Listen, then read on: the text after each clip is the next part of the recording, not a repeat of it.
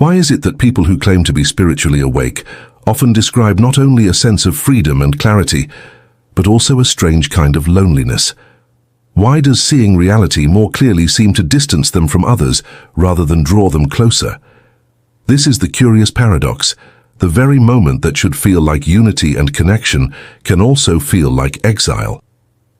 The awakened person looks around and wonders, why do I feel alone in a world so full of people? What is it that I perceive that others do not? And why does that difference create distance? The question lingers because it touches something deeper than social preference or personality type. It is not about being introverted or antisocial. It is about perceiving life in a way that is no longer aligned with the common view. Most people live through layers of thought, language, and assumption. They see the world not as it is, but as a story told about it. Labels, categories, judgments, all layered over raw experience. To awaken spiritually is to notice this filter and to begin seeing what lies beneath it. Suddenly, the ordinary becomes extraordinary. The tree outside the window is no longer just a tree, but a living dance of light and form. Silence itself feels full and alive. Yet, when you try to share this with others, you realize they are still speaking about concepts, still describing the map instead of looking at the territory. And here, a quiet separation appears. The solitude of awakening comes not because others have abandoned you, but because you now live in a slightly different dimension of perception. It is as if you are hearing a subtle melody in the background of life that others cannot hear, and when you point to it, they smile politely, but do not recognize the sound. Over time, this creates a sense of being out of sync, moving to a rhythm that does not match the collective beat. This gap is the mystery of spiritual loneliness. It is not a lack of connection, but an abundance of clarity that cannot easily be shared.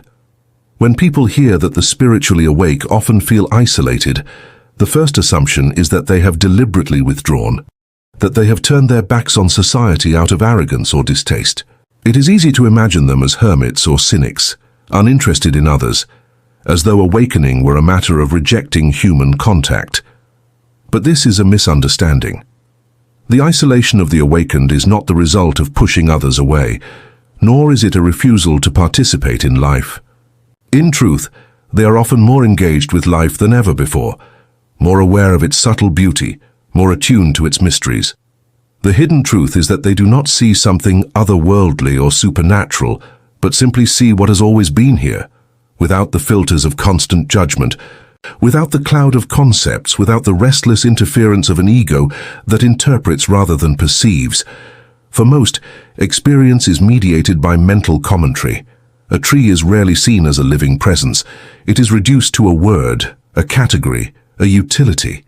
A conversation is rarely heard directly. It is filtered through assumptions, expectations, and judgments. Life is lived as though behind glass, at one remove from reality. To awaken spiritually is to have that glass quietly disappear.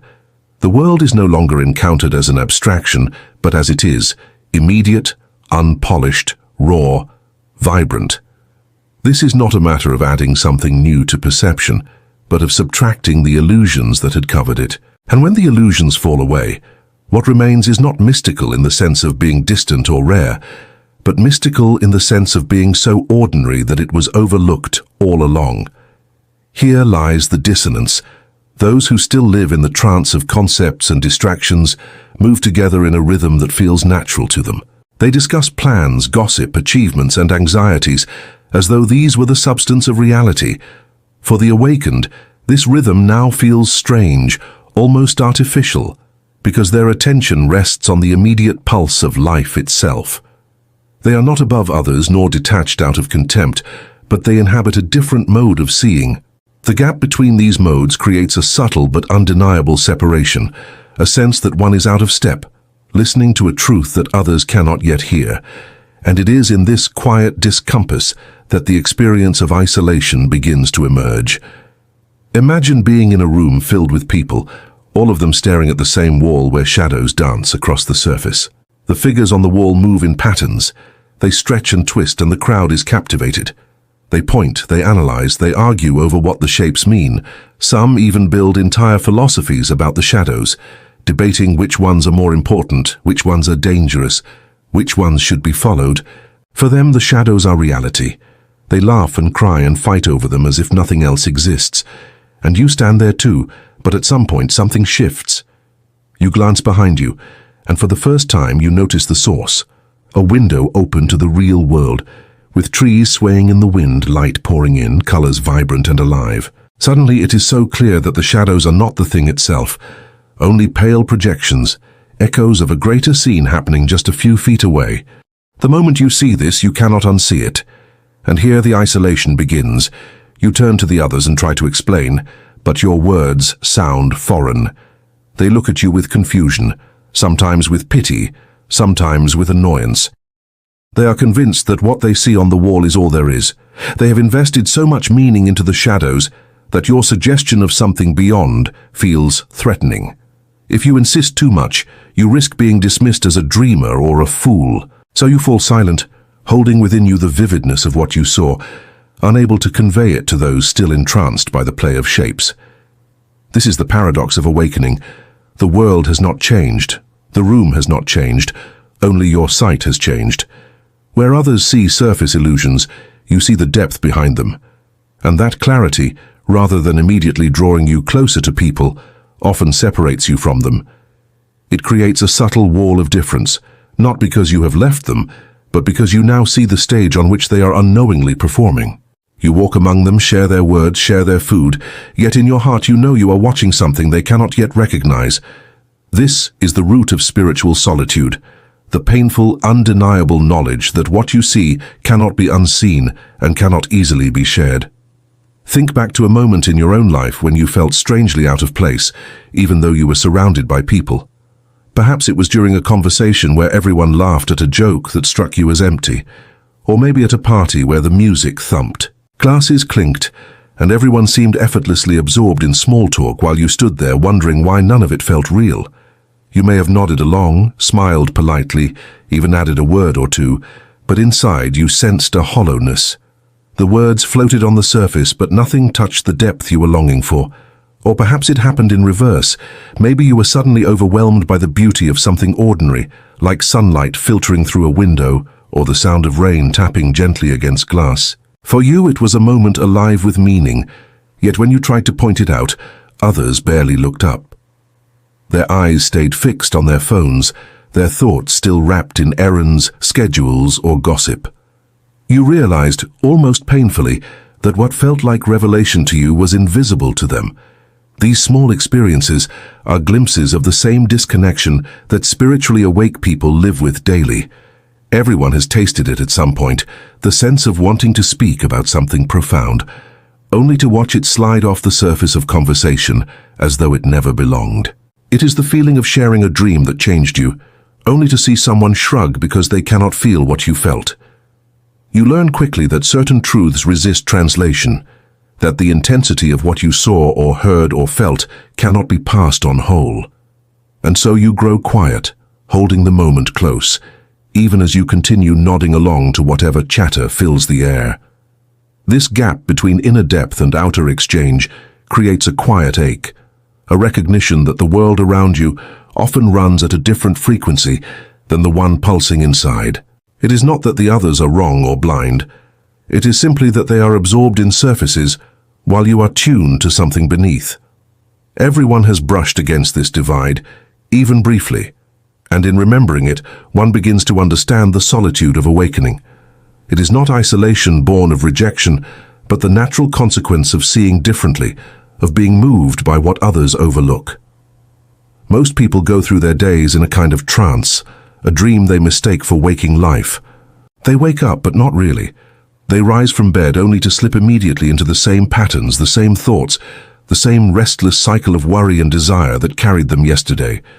Their eyes are open, yet they are not seeing. Their ears take in sounds, but they are not listening. They walk through the world with layers of commentary in their heads, judgments, comparisons, labels, projections. Instead of touching reality directly, they touch only the thoughts they have about reality. A flower is not seen as it blooms, but reduced to a rose. The sky is not witnessed as it unfolds, but brushed aside as cloudy or sunny. Meals are eaten while minds are elsewhere. Conversations unfold while attention is already rushing ahead to what will be said next. In this way, most human beings are not living in the present. They are living in a story about the present, a constant repetition of concepts that blinds them to the richness of what actually is. This trance is so common, so universal, that it goes unnoticed. People encourage each other to remain within it. They share anxieties about the future. They exchange opinions about politics and celebrities. They reinforce the belief that what matters most are appearances and achievements. The machinery of culture depends on this shared hypnosis, and so, when someone begins to awaken, when they suddenly see through the fog and taste the freshness of reality, it is both liberating and alienating. For the first time, they notice how much of life is spent on autopilot. They realize how rarely people are present, how much of what passes for living is actually dreaming with eyes half open. To break this trance is exhilarating, but it comes with a cost. The awakened person looks around and sees that few are walking beside them. They may try to bring others into this clarity, but their words often fail. The dream feels too comfortable, the trance too familiar, for most to want to leave it.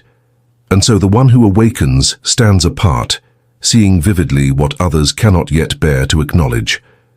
This is the root of their isolation, not superiority, not withdrawal, but the painful awareness that while they are awake, the world around them continues to sleep. One of the most profound shocks of spiritual awakening is the realization that the self most people cling to so tightly is not what they truly are.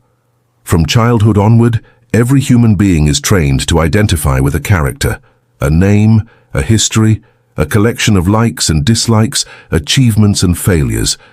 This character is reinforced by family, culture and society until it feels solid, unquestionable, the very center of existence. People speak from this place constantly. I am this kind of person, I want this, I fear that. Life becomes a performance where the character on stage believes itself to be the whole of reality. Yet to awaken is to suddenly see through this illusion. The awakened person realizes that the I they thought they were is more like a costume worn for a role than the essence of who they are. It is a mask, convincing and useful, but not the truth. This insight creates a subtle but painful distance from others. For while the awakened can no longer fully believe in their own role, most of the people around them remain completely absorbed in theirs. They speak as though their character is everything, defend its reputation, chase its desires and suffer when it is denied. Conversations revolve around these identities, political stances, careers, personal stories, social status. But the awakened person listens and feels the hollowness. They know that behind the carefully crafted image, behind the voice narrating every thought, there is something vaster and more real, the awareness in which all roles arise. And once you have seen that the character is not the whole, it becomes almost impossible to take it as seriously as others do. Here is where loneliness deepens.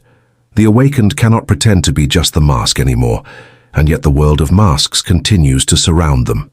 They walk among friends, family, co-workers, all of whom are speaking from within their roles, but the awakened cannot fully re-enter that play. It is as if they are sitting in a theater watching others perform, but they can no longer forget it is a performance. They can participate, yes, but only with a kind of double awareness, acting their part while knowing they are not the part. This knowledge distances them from the comfort of belonging, for belonging in ordinary circles depends on believing in the shared fiction of identity. To see through the false self is to step outside of that agreement, and stepping outside means standing, at least for a time, in solitude. The deeper paradox of awakening is that the more clearly you perceive unity, the more separate you may feel from those who do not see it. To awaken is to recognize that all distinctions between self and other, inner and outer subject and object, are conventions rather than absolute truths. You sense in your bones that everything is woven from the same fabric, that the air you breathe and the body that breathes it are not two things but one movement of the same process. You feel that the river, the wind, the stranger across the street are not outside you but expressions of the same pulse of life.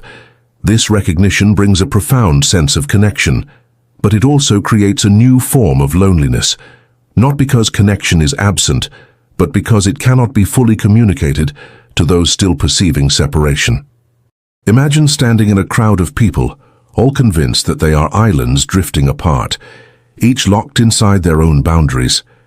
You try to explain that the ocean beneath them unites every island, that the separations they defend are illusions. Yet your words falter, for language itself is built on division, this and that, here and there, me and you. How can unity be described in a medium that depends on separation? When you speak, others hear poetry or philosophy, but not the immediacy of the vision itself. They nod politely or dismiss you as abstract, while you are speaking from a reality that feels undeniable, tangible, present. The inability to share what is clearest to you deepens the solitude. This strange isolation does not come from lack of intimacy with the world. On the contrary, the awakened person often feels more intimate with existence than ever before. They see themselves in the bird's wing, in the laughter of a child, in the turning of the stars. Yet precisely because they experience this vast intimacy, they feel acutely the gulf between their vision and the habitual ways people move through life. It is not the loneliness of being cut off, but the loneliness of seeing too deeply, of carrying a secret that words cannot deliver. And so the paradox endures. The greater the sense of oneness, the greater the distance from those who have not yet glimpsed it. Awakening is often misunderstood as an escape, as if the one who awakens has stepped away from life and abandoned its responsibilities. But the truth is the opposite. Awakening is not a retreat from reality. It is a deeper immersion into it, a falling into rhythm with the intelligence that has always been here, silently orchestrating the universe. When you wake up, you begin to notice that your heart beats without your command, that your lungs draw in air without effort, that your body heals cuts and grows cells and digests food without you needing to control any of it. You see that the same silent intelligence that turns seeds into forests and clouds into rain is pulsing through you right now. To awaken is to recognize that life is already happening perfectly, without the interference of the anxious, controlling mind. It is to sense that there is an order and a wisdom woven into existence itself, and that you are not separate from it. But here lies the contrast that creates isolation. The awakened person feels aligned with the natural frequency of life, slow, cyclical, balanced, endlessly creative. Society, however, runs on an entirely different rhythm.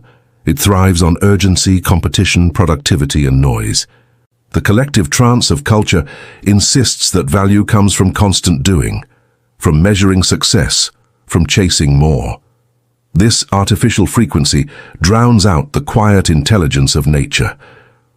While the awakened hear the subtle harmony beneath the chaos, most people are tuned to the static, to the mechanical rhythm of schedules, profits, and performance. And so the awakened begin to feel out of step, not because they reject society, but because their inner pulse no longer beats in time with its machinery. This mismatch can make them seem strange, even threatening to those who remain fully identified with society's artificial tempo. While others push harder, the awakened let go. While others obsess over control, the awakened trust the flow. While others treat the world as lifeless matter to be exploited, the awakened sense the intelligence that breathes through every rock, every tree, every gust of wind. And because this perception cannot be forced into words or statistics, it sets them apart. The more they live in tune with the natural intelligence of life, the more apparent becomes their distance from the cultural trance around them. What feels to them like profound alignment looks to others like dissonance, and so their harmony is mistaken for solitude. In truth, they are not isolated from life. They are isolated only from the illusion. One of the most disorienting realizations that comes with awakening is the recognition that control, as we usually imagine it, does not exist. The ego is trained from birth to believe it is the driver of life, the one making choices, steering outcomes, holding responsibility for every success and failure. But when the veil begins to lift, it becomes clear that thoughts arise on their own, actions unfold spontaneously, the heart beats and the lungs breathe without any effort of you doing them. Life is happening, not being controlled. The sense of a controller is itself just another thought, another ripple in the stream, pretending to be the master of the river. For the awakened, this is not a theory but a direct experience. There is no separate pilot, only the flow of life moving as it moves. Alongside this recognition comes another. Time is not what most people think it is. Society insists that life is a line stretched between past and future. People identify themselves with their histories, cling to their regrets, and organize their days around anxieties of what may or may not come. They sacrifice the living present to ideas of what has been or what will be. But for the awakened, this entire narrative collapses. The past exists only as a memory arising now. The future exists only as anticipation arising now. Everything that has ever happened, and everything that ever will happen, unfolds only in this single continuous present. There is nowhere else to live, nowhere else to be. This insight generates freedom, but it also deepens the divide between the awakened and those around them. To live in the present moment is to inhabit a reality that feels utterly different from the one most people defend. Imagine standing in a busy street where everyone rushes forward, eyes fixed on clocks and calendars, chasing tomorrows that never arrive. You remain still, aware of the breeze on your face, the hum of the city, the pulse of life in this exact instant. They look at you as if you are the strange one, but from your perspective it is they who appear lost, living in worlds that don't exist. This clash of mentalities creates a subtle but unbridgeable distance. The awakened dwell in what is real. The others live in echoes of memory and projections of hope.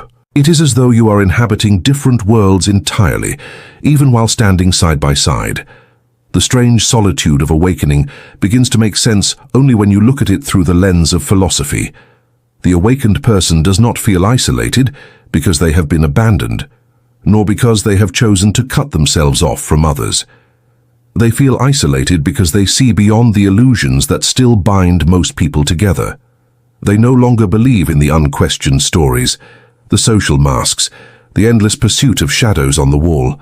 They no longer participate unconsciously in the trance of concepts and projections, and when you are no longer hypnotized by the same dream, you inevitably appear distant to those still dreaming. This is the essence of their solitude, not separation in any real sense, but the unavoidable effect of seeing without filters. Paradoxically, what looks like isolation is in fact the first sign of deeper belonging. To see clearly is to participate in reality itself, not just in society's fabrications.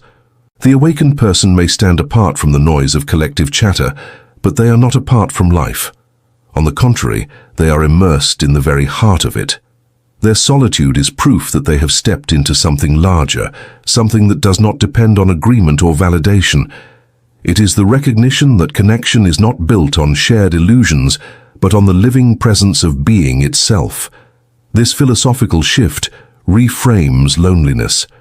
The awakened realize that their distance from others is not exile but initiation. They are no longer confined by the boundaries of the false self, no longer trapped in the timelines of past and future, no longer reduced to shadows mistaken for substance. They stand in the raw immediacy of existence, and while that sets them apart from the majority, it also anchors them in a unity that is deeper than any crowd could provide. The solitude of awakening, then, is not the loneliness of being cut off, but the quiet recognition of having already entered the greater whole. It is the proof, however bittersweet, that one's vision has shifted from the small theater of appearances to the vast stage of reality itself. If you feel this kind of loneliness, understand that it is not a failure, not a punishment, not a sign that you have gone astray. It is a signal that you are beginning to see what most overlook. You are sensing reality without the layers of distraction, without the noise of constant mental chatter, without the disguises that society weaves to keep itself entertained and safe. The ache of separation you feel is not proof that you are cut off. It is proof that you are already perceiving more clearly, that your vision has shifted beyond the shadows on the wall. When you notice the hollowness of certain conversations, when you feel the absurdity of chasing what others worship, when you cannot quite fit back into the rhythms you once followed, take it as evidence that you are seeing not illusions, but what is real. Loneliness in awakening is like standing in a silent forest while the world runs past oblivious. You may feel alone in that silence, but look more closely. The trees breathe with you, the earth holds you, the sky bends over you, and every living thing participates in the same presence that now beats in your chest. What appears to be solitude is in fact the first taste of belonging to something vast. And in that vastness, the only true companion you need has always been here, the immediacy of now. If you lean into it, if you sit with the raw texture of this very moment without asking it to change, you will discover a presence that does not abandon, that does not shift with moods or circumstances. It is the presence that watches all things come and go, and it is what you most deeply are. So if you feel isolated, let it remind you. You are not outside the circle of life. You are standing inside the heart of it. Do not fear the distance you sense from others, for that very distance is the space in which clarity grows. Trust that what you cannot yet share in words will settle into your being as silent strength, and return again and again to the one companion that never leaves, the awareness of this breath, this sound, this moment. Here in the now, you will find the company that no solitude can erase.